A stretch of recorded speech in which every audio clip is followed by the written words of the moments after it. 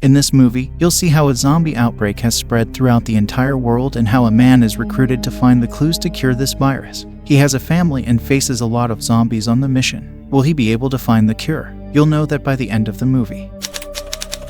The movie starts by showing us a suburban house. Two kids go into their parents' room and jump on the bed. Later, Jerry makes pancakes for his daughters, and his wife Karen tells Rachel to go get her inhaler. He sees the news about the riots in a country where martial law has been imposed. Connie asks what's this and if his old job took him to places like that. Jerry says that he was, but he quit his job to give time to them. Connie gets her toy from Rachel before they leave for school. They are stuck in traffic, so they spend their time playing a game in the car. Karen watches how many helicopters are flying around. Jerry turns on the radio. The news report about a rabies outbreak that emerged in Taiwan and has now spread to other countries. A biker suddenly crashes into the side view mirror. Jerry picks up the broken mirror and asks others what's happening here. A blast happens on the street. A policeman asks him to get in his car, and suddenly a truck strikes him and clears the street. Jerry starts to follow the truck.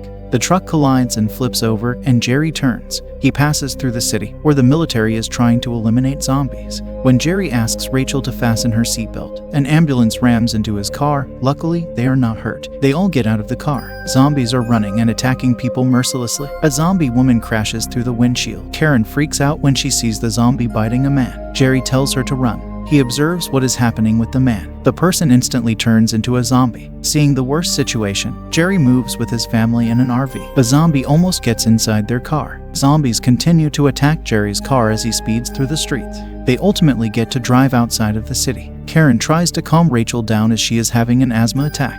She searches her bag for a spare inhaler, and Jerry stops the car to sit with Rachel. Karen can't find any medicine and tries to start the RV to get to a pharmacy, but it won't move. Jerry's phone rings. It's Terry, a former colleague. He admits he doesn't know what's happening, and he himself barely escaped. Connie finds a shotgun, which Jerry takes from her. Karen starts the RV. In about an hour, Terry promises to send a helicopter and calls back with an extraction point. He also tells him that they need Jerry's help. As they reach New York, a store has already been overrun by people. Karen goes to get something to eat, while Jerry goes with Rachel to find the medicines. In the pharmacy, they encounter a man who asks them what they need. He finds the medicine for Jerry. Connie screams for Jerry. Jerry runs for her and sees Karen being beaten. He goes to save her, but the men start firing. He shoots one of them. Jerry raises his arms when he sees a police officer, but he only goes to get some groceries he needs. When the family exits the store, the RV is gone. Jerry calls Terry to let him know where they will be, and he tells him that the earliest he can send a chopper is at sunrise. The family will be holding flares on top of a building. When they get to the building, zombies start to chase them. Jerry stops them by locking the door. The zombies break through the door and follow them up the stairs. They lose Connie during the chaos and start searching for her. They find her standing in front of a door with a family inside. Jerry brings them in. They speak with their parents through their son, Thomas. On the radio, Jerry hears a message about an emergency. The warning advises everyone to stay inside since an unknown virus has spread. Jerry wakes up after hearing noises outside. He finds Rachel and Thomas in another room. The boy tells him that Rachel was crying. Later, Jerry tries to tell his father that coming with him will increase their chance of survival. He rejects his offer. Jerry leaves the apartment with his family. Thomas's family argues about joining them. Then suddenly a zombie starts striking their door. As they hear the zombies inside the building, they run towards the roof. The moment Jerry opens the door, the zombies charge in, chase after them as they run up the stairs, and Jerry fights off a few of them.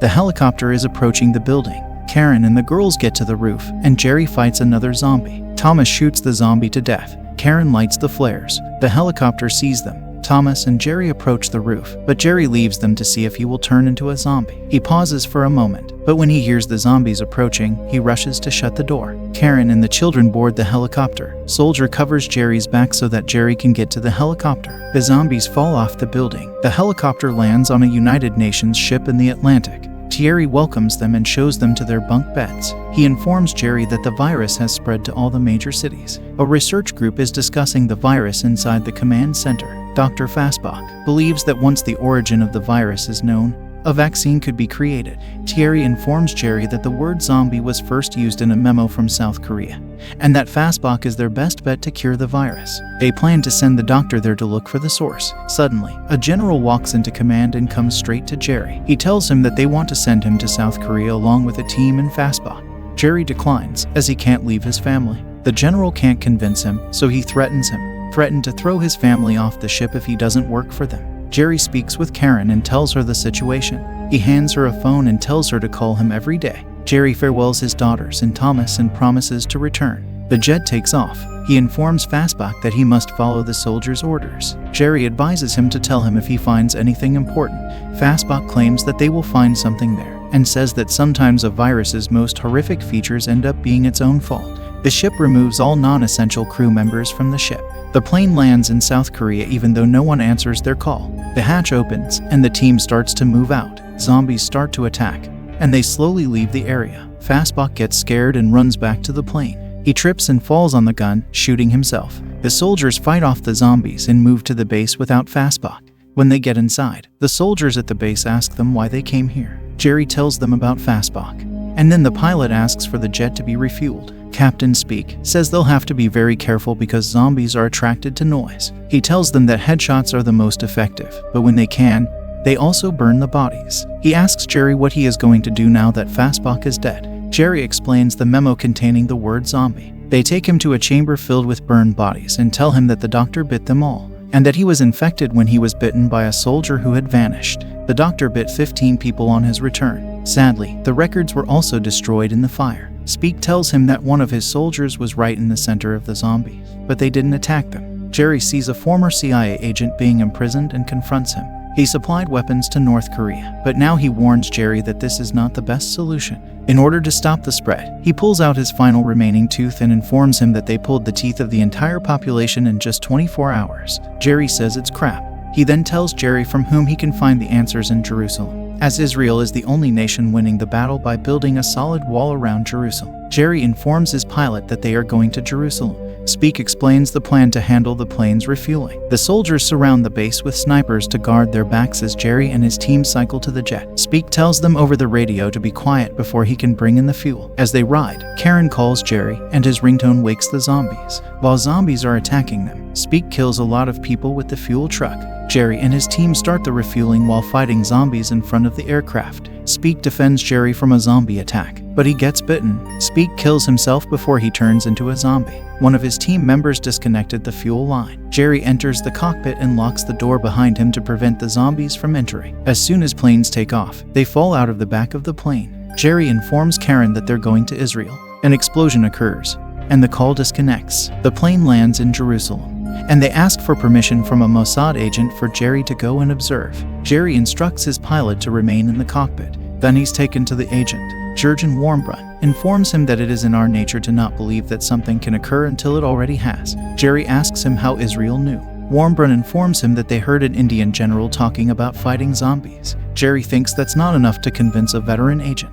He explains that they created an idea in the 1970s where the 10th man had to disagree with the other 9 who had reached the same decision. The 10th man believes that the other 9 men are wrong. Being the 10th man, he had to assume that zombies were a cover for something else because everyone else did. He also says that although the virus's origins are unknown, there are many potential explanations. They reach the city's outer wall, where they allow survivors to enter. Zombies flock near the wall. The people inside start to celebrate. The singing gets so loud that it pushes the zombies up against the wall, where they start to climb it. Jerry asks Warmbrun what he should look for if he could enter India, but the agent responds that all he can do is find a place to hide. The zombie horde climbs the wall as the celebration continues, and the authorities realize that something is happening. Zombies start falling from the wall and into Jerusalem. The zombies start rampaging on people, and Jerry and Warmbrun try to escape. They are picked off by helicopters from the outside, barely making a dent. Warmbrun tells him that his people will take him to the plane. The Israeli army is unable to stop the zombies from moving further into the city. Jerry runs with a bunch of soldiers that are being attacked by zombies. A grenade is detonated by a soldier. Jerry's plane's pilot gets to know that the city has been invaded and that zombies are heading towards the airport in the meantime. Jerry and the officers are followed by a horde of zombies. He sees a child being simply ignored by the horde. While Jerry hides, the officers continue to fight off the zombies. They throw more grenades, killing the final zombie. In the process, one soldier is bitten. Jerry cuts off her hand when he sees the bite mark, preventing the virus from spreading. Despite losing a hand, Sejan doesn't become a zombie. The last few survivors run to the helicopter, but the zombies attack it, and it crashes. As Jerry gets closer to the airport, the pilot requests an immediate departure. Jerry sees that his plane has taken off. Another departing aircraft is stopped. Only Jerry and Sejin use the cockpit to board the aircraft. A zombie horde surrounds the plane as the pilots look at a map and are unsure of where to go. Luckily, it takes off in time. When Jerry looks down at the city, he sees that the zombies are destroying it. He finds alcohol and gives it to Sejin. After cleaning his hands, he changes the bandage on her wound, then the stump. And finally, he dresses her arm and tells her that he is doubtful whether or not cutting it off would work. Suddenly, Jerry recalls the incident involving Officer Ellis and other people who were not attacked by zombies. He calls Karen and asks her to find Terry. Jerry tells him to locate a research facility. Jerry bangs on the cockpit door, as Terry needs to know their location. He hands his phone to the pilot. The pilot informs Terry that they will be flying to Cardiff, where they may be able to locate a WHO research facility after their conversation. In the back, Jerry hears the dog bark. The dog runs away when the stewardess calls for the elevator. When she opens it, a zombie attacks her. She then starts attacking people and turning them into more zombies, and Jerry realizes something is wrong. He tells the passengers to be quiet. Together, they use everything they can to block the door. A passenger then drops a bag, which alerts the zombies. They storm the plane and rampage through it. Jerry fights a few zombies. Sejin then shoots the zombie that is chasing Jerry, which was almost biting him. Jerry finds a grenade on her belt and throws it into the plane's back. The jet is destroyed, forcing the pilots to make an emergency landing. They put the seatbelt on. The pilots get ready to crash, and upon collision, the plane shatters into pieces. Later, while still fastened to his seat, Jerry wakes up and sees that Sejin is missing. A piece of shrapnel has seriously injured him. Jerry falls from his seat. Sejin suddenly shows up. The group locates the WHO facility. The general gets to know that Jerry's plane has lost communication. Karen has been invited inside to speak with Terry. He talks to his commander, who tells him to kick Karen and the kids off the ship. Back at the facility, Jerry is having delusions and nightmares. As soon as he regains consciousness, he realizes that his wound is bandaged and that someone is seated next to him. When Jerry wakes up, the man he consults meets someone in another room. They ask for his name. They show him the phone, so he says to call it and find out who he is. He calls the phone and Terry is surprised that Jerry is alive. He then introduces himself to the men. Terry tells Jerry about Karen. He tells him that his family has been sent to a refugee camp, but Jerry knows that they won't be safe there. After Jerry is released, Sejin visits him. The main WHO doctor asks what he needs and leads him to his team. Jerry requests their most lethal virus to fight the virus. They tell him that he can't cure the zombies, but Jerry says it's for humans. He believes that zombies' weakness is not infecting sick hosts. He thinks that the people he saw avoided by the zombies had a terminal disease, which the zombies could sense. Using the lethal pathogen wouldn't be a cure, but camouflage. One doctor understands his logic and explains that the only way to prove that is to meet this zombie.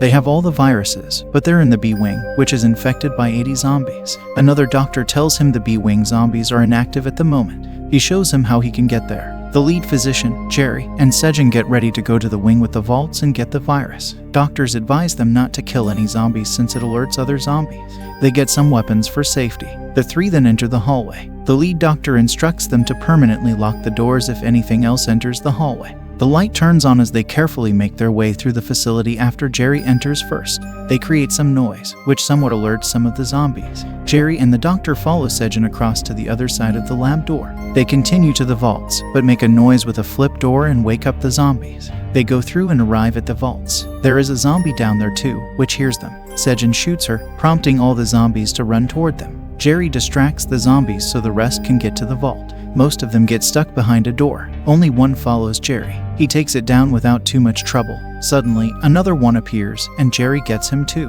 Sejin and the doctor get to the vaults but run into more zombies. They run and are followed. The other doctors open the doors for them even though they are chased by a group of zombies.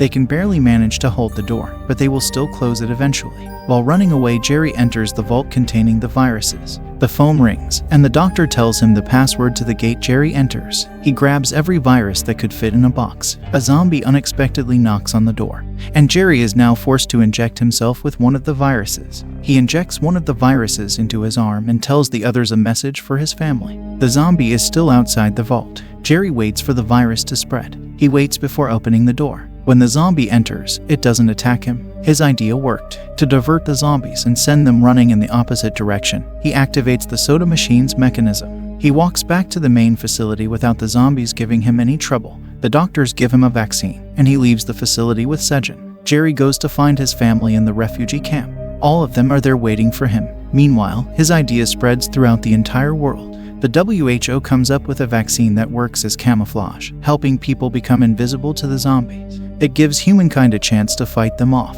Humans have also devised strategies to annihilate entire hordes of zombies with either fire or bombs. Survivors find each other and get prepared for a war that's just beginning. And the movie ends. I will be making more movie recaps like this, so stay tuned by subscribing to my channel. Share your favorite moment of this movie in the comments. Thanks for watching. See you in the next plot. Goodbye.